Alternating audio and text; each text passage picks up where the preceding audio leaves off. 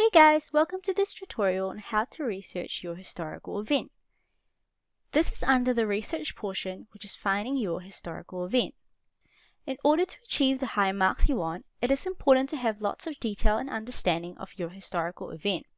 You don't need to watch this video if you already have research on your event, and you can then proceed to the next video if need be. You can also skip the research steps to the key points for each grade if that is what you are after. However, if you have not researched, please do not skip the steps because they are crucial to follow despite what grade you're aiming for. The goal for today is to research enough detail on your significant historical event for the grade you're aiming for.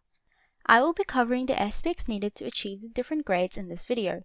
If you want to find out what is needed for achieved, watch the key points for achieved only. For merit, watch key points for achieved and merit, and for excellence, watch the key points for all of them. It is important to stress this because the grades are marked from bottom up, so even if you want the excellence, it is still important to know what is needed for achieved and merit. We will be going through different steps in order for you to research your event efficiently. Step 1 is to research on the event itself. Step 2 is to expand on your research for causes. And Step 3 is to expand on your research for consequences. I will be going through more detail on these steps, so don't worry if it is unclear so far. Step 1 is researching on the event itself. For this whole researching process, have a document or notebook prepared in order to jot down notes on your event. I'll show you an example on how you can set this up later on.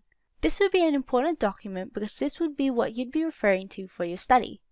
Then go on Google and search your chosen event and write down the general details using the 5 W's, which are who, what, where, when, and why.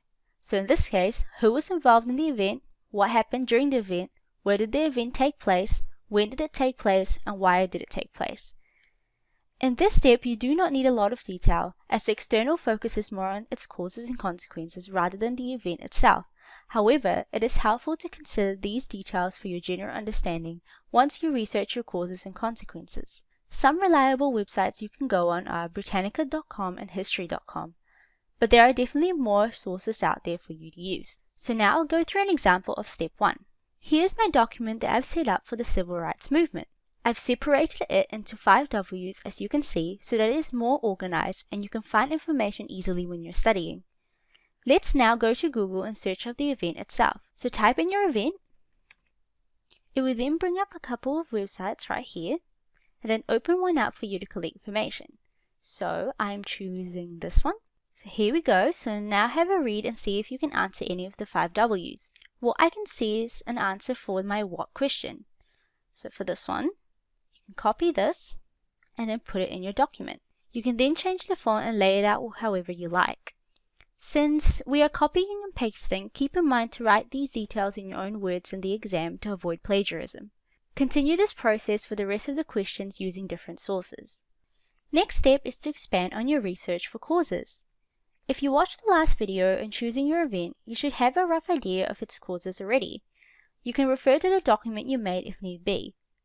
Then, Google each cause using the 5 W's again and jot these down in your new document. It is important to collate as much information for each one, especially when aiming for high marks, because the more evidence you have, the more it shows the marker that you know your event. Having lots of information also helps with your understanding as well. Also, look at a variety of sources to ensure the reliability of information.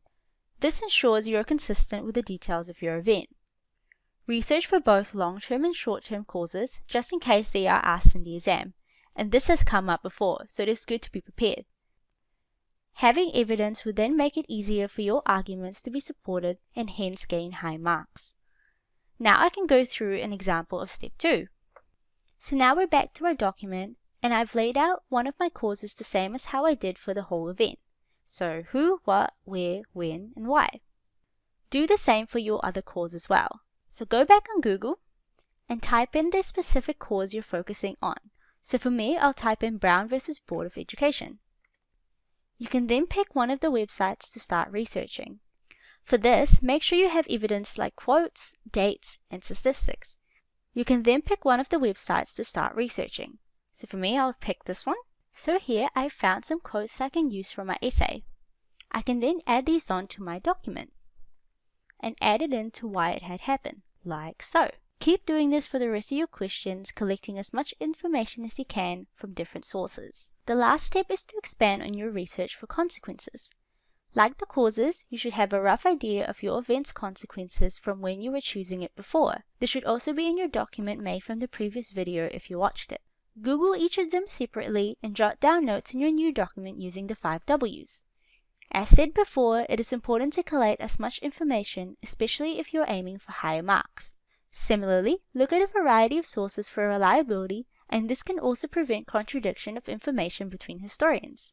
When you were choosing your event from the previous video, I asked you to find long-term, short-term, positive and negative consequences. Now, you can expand this by finding information on why it is that certain concept, especially when aiming for higher marks.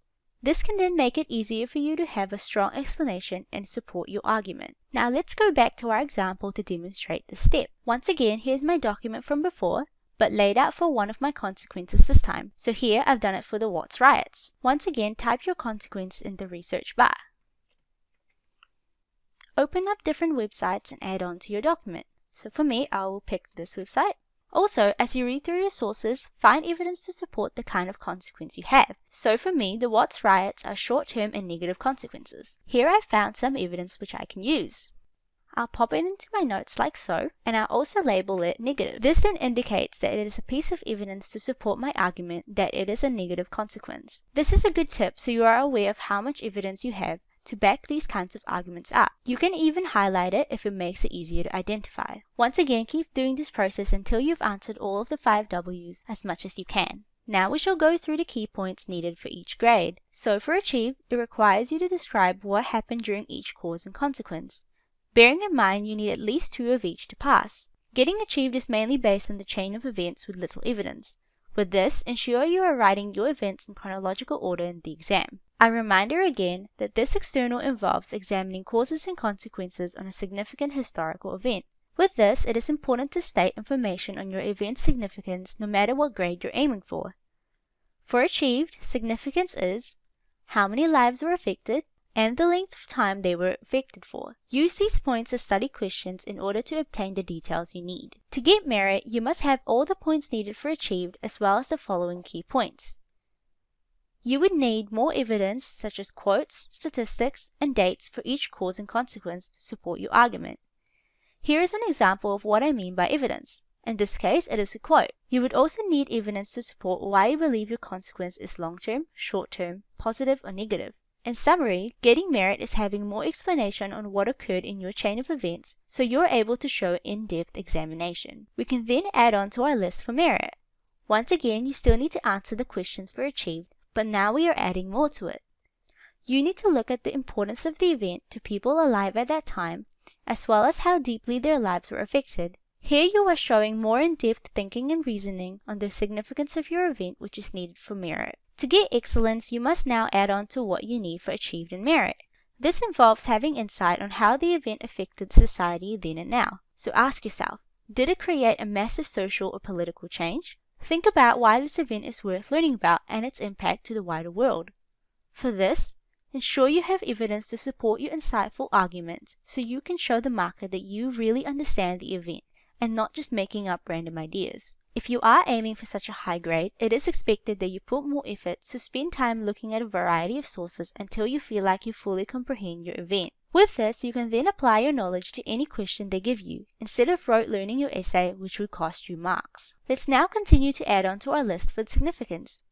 For excellence, you need to also evaluate the extent to which the event continues to affect international society. This kind of detail is demonstrating insight and is then ticking the boxes for the higher grade. So what do you need to know from this tutorial? It is important to have lots of evidence for your causes and consequences in order to achieve higher marks as well as its significance. No matter what grade you're aiming for, go through the steps of researching the event itself, which is having a general understanding of your event, expanding on your research for causes, which helps to support your essay and can provide for higher marks, and similarly, expanding on your research for consequences for the same reason. Remember that the marking for this external is from bottom upwards, so even if you want excellence, you still need Achieved and merit key points in your essay. For achieved, have an understanding of the chain of events and also provide descriptions of the causes and consequences. For merit, have lots of evidence to explain your strong argument for causes and consequences. Make sure you also explain why you believe the consequence is short-term, long-term, positive, or negative. For excellence, have insight on the significance of your event. Ask yourself, how did it affect society at that time, as well as today's society? So why is it worth learning about? Remember to use all the following points as study questions and integrate these details in your essay. For achieved, how many lives were affected and the length of time they were affected for. For merit, add in the importance of the event to people alive at that time and how deeply their lives were affected. And lastly, for excellence, add in the extent to which the event continues to affect international society. So that's it for this video in researching your historical event. Thanks for watching guys, and see you in the next tutorial.